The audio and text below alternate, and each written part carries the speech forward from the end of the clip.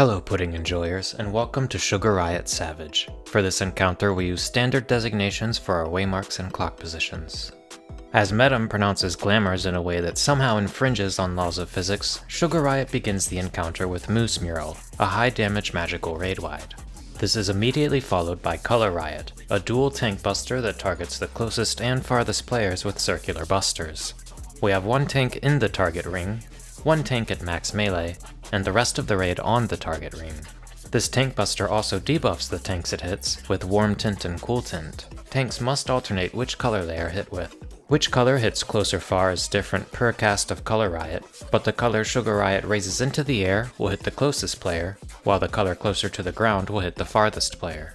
Wingmark will place cute wings and 20-second debuffs on the entire raid.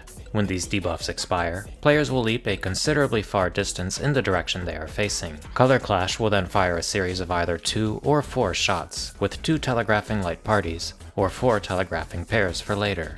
Double Style will paint some combination of paint bombs, heaven bombs, mouth-watering morbles, and candied succubi. 2 of these will always be combined. Paint bombs will be dropped in a line of 3 and explode as massive circle AoEs with burst. Heaven bombs with little wings also spawn in a line, and explode in massive circle AoEs with burst, but jump to the other side of the arena first. Mouth-watering morbles will be placed on cardinals at the arena edge and cast conal AoEs with bad breath. Finally, candied succubi will be placed on cardinals at the arena edge and cast massive circles with dark mist. One corner will always be safe from the AoEs and can be found easily with a few rules. Always go away from paint bombs, always go towards heaven bombs, always go beside mouth-watering morbles, and always go away from candied succubi. Identify the safe corner, move to the opposite corner, and face it to allow the expiring wingmarks to fly you to the safe spot. Immediately after landing, we organize into either light parties or pairs depending on the earlier telegraph from Color Clash. These snapshot very quickly, as soon as you see the paint animations above your heads, about 2 seconds after landing. We immediately relocate to clock positions around Sugar Riot for Sticky Mousse. 2 non-tanks will be hit with Sticky Mousse, dealing damage, binding them in place, and giving them 5-second Mousse Mine debuffs. When these debuffs expire, they will detonate in shared stack AoEs. Overlapping other players with the initial hit will give extra copies of this debuff and guarantee deaths. After the 2 Mousse Mines come out, we organize into stacks by moving to the closest debuff player, rotating clockwise if both Mousse Mines are equidistant. This is immediately followed by another Color Riot Tank Buster. After the Tank Buster, we move Sugar Riot north. She will jump up here anyways to begin the next mechanic. Sugarscape will begin the desert phase. The arena will transform into a desert and a series of debuffs will be placed on the raid. The entire raid will receive Sweltering, dealing heavy damage over time. The healers will receive long heating up debuffs, exploding in massive circle AoEs when they expire. 1 tank and 1 DPS will also receive shorter heating up debuffs. And 1 DPS will receive a short burning up debuff, exploding in a small shared stack when it expires. We'll come back to these a bit later. Sugar Riot will add Cacti to the scene with Lair, spawning a series of cacti that explode as circle AoEs when fully grown. We dodge these along the north edge of the arena when possible to help keep the melees on the boss. After a total of 6 waves of cacti, the first circle AoEs and the DPS stack will resolve. We send the heating up tank northwest and the heating up DPS northeast to resolve their circles, while the rest of the raid stacks middle to resolve the first debuffs. After the debuffs resolve, we position in clocks to resolve another Sticky Mousse. Sugar Riot will now add Quicksand into the mix with Lair, covering the arena save for 4 corners in a massive circle of quicksand that will soon begin to drag players under. One of the 4 corners will be occupied by a cactus, eliminating it as a safe spot. The healer's heating up debuffs will soon expire, so using the danger corner as relative south, we send H1 west, H2 east, and the rest of the raid north.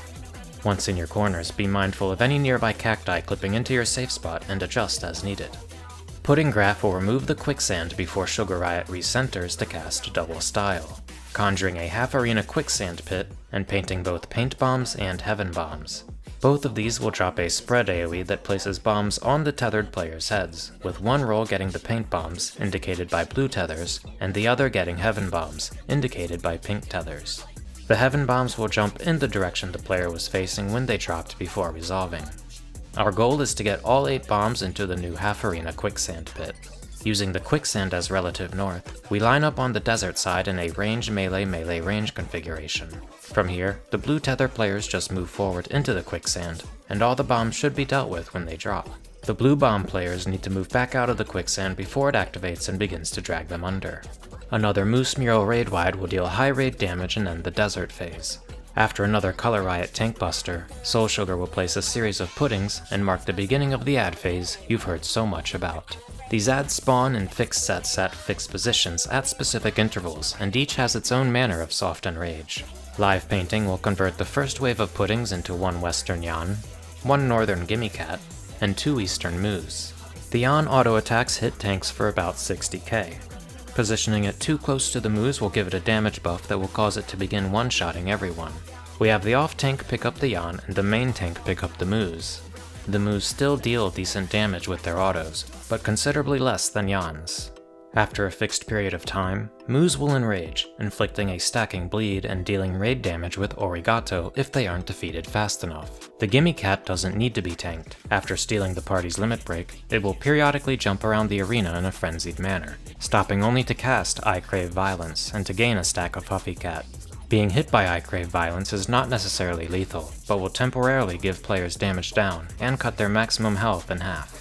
At 3 stacks of Huffy Cat, Gimme Cat will enrage and wipe the raid with Hangry Hiss if not defeated. After picking up their ads, the main tank positions southeast with the Mousse, while the off tank holds the Yan west where it spawned. The raid first burns down the Yan to free up the off tank, before the range turn their attention to the Gimme Cat, while everyone else begins cleaving the Mousse. 4 further puddings will appear before another cast of live painting converts them into 2 Mousse at south, and a Feather Ray at both northwest and northeast.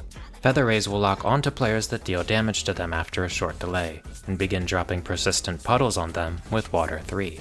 It is incredibly easy to accidentally steal a player's Feather Ray before it locks on, with things like Confiteor and other forms of splash damage, so make sure they've locked on and tethered to their baiters before going sicko mode. All players struck by Water 3 will receive vulnerability up for 8 seconds, a death sentence for anyone tanking a bunch of Mousse or Yans. Standing in these water puddles for too long will inflict players with a 15-second dropsy bleed, and while it can be healed through, your healers really have other things that need their attention, so don't stand in the bad. As this second wave spawns, the main tank picks up the 2 additional Mousse and pulls them to the northeast Feather Ray. We have our caster pick up the northwest Ray and one of the healers the northeast, and begin baiting the puddles on the north edge of the arena before rotating towards the corners and south. The first Feather Ray should be defeated before its second Water 3 cast, and upon killing it, the raid moves over to the northwest Feather Ray to kill that one. The next live painting is targeting yet another set of puddings. There will be a northern Yan, a southern Gimme Cat, and a western Jabberwock.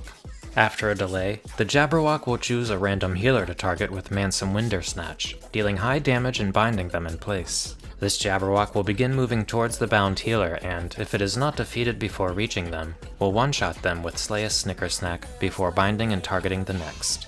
The Jabberwock can and should be stunned twice on its way to the healer to buy extra time. First by the main tank, and then by a melee DPS. The healer will want to position opposite near the southeast corner of the arena.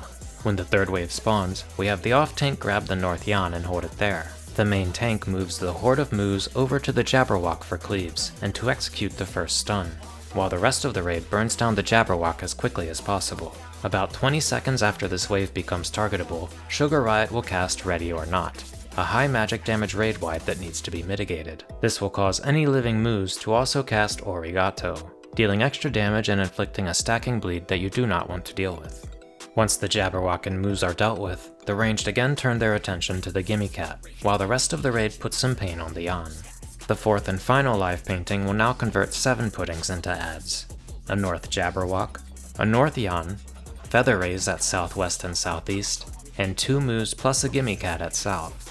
The off tank will grab the second Yan and rotate counterclockwise past northwest to the southwest marker, while at the same time the main tank grabs the 2 Mousse and rotates counterclockwise up to north to group everything with the Jabberwock, which the raid immediately begins burning down.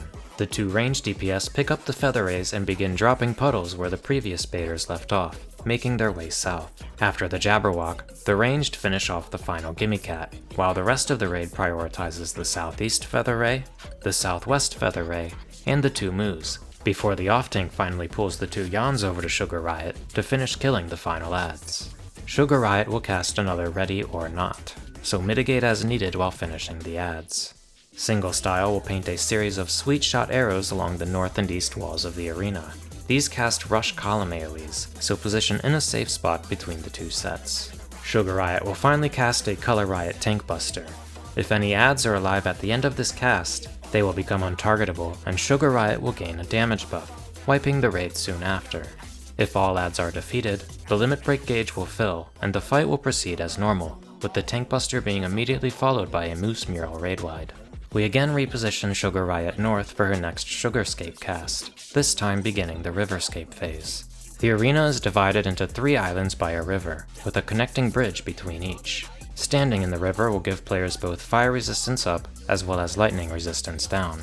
Double Style will paint another set of Sweet Shot arrows along the north and east walls, as well as either Taste of Fire, indicating light party stacks on both healers, or Taste of Thunder spread AoEs. For fire, we want to be in the water, and for thunder we do not.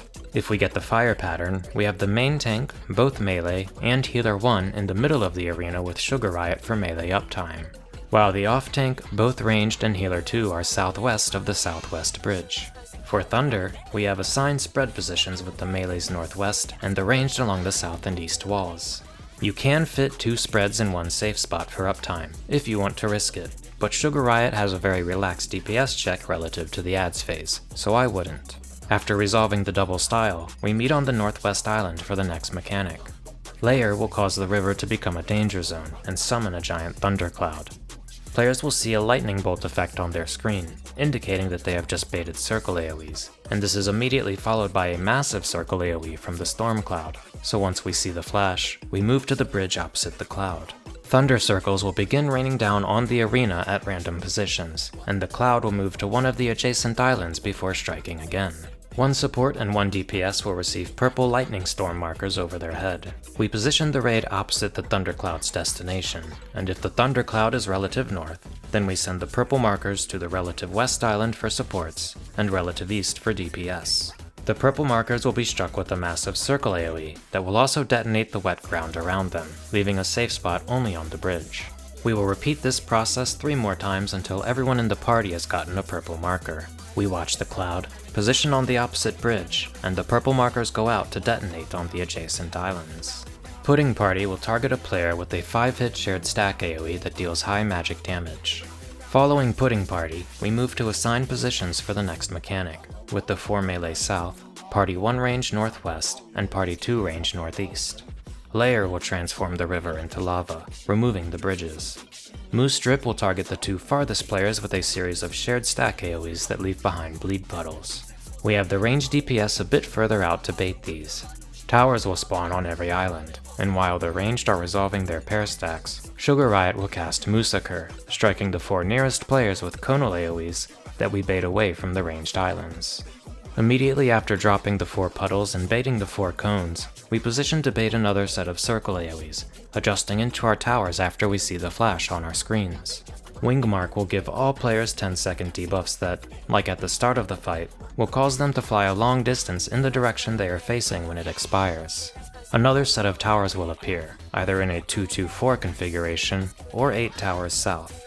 If they are 2-2-4, the entire raid resolves the Wingmarks to rotate in the same direction, with the melee group ending on the 4-tower island. If all 8 towers are south, the melee position to jump corner to corner, while the ranged position to jump to the south island. I don't advise greed here. The jump distance is quite far, and you are far more likely to underestimate how far you will jump than you are to overestimate. Following the Wingmarks, we again position to bait circles until we see the flash on our screen, at which point we adjust into our assigned towers. Your melee probably jumped into a wall here, so I suggest sending Tank LB after baiting and moving into your towers, if anyone is down. The bleed for failing a tower is survivable, but immediately after these 8 towers is another Mousse Mural Raidwide. There will be another set of sticky Mousse stacks, which you might have to resolve off-center if the tank doesn't recenter quickly, another set of Color Riot tank busters, and a repeat of the Wingmark into light parties or pairs mechanic from the start of the encounter, before Sugar Riot enrages with a long cast of artistic Anarchy, wiping the raid if she is not defeated. Thank you for checking out my Sugar Riot guide. I hope that you found something useful within, and I will see you in the next one. Thanks for watching.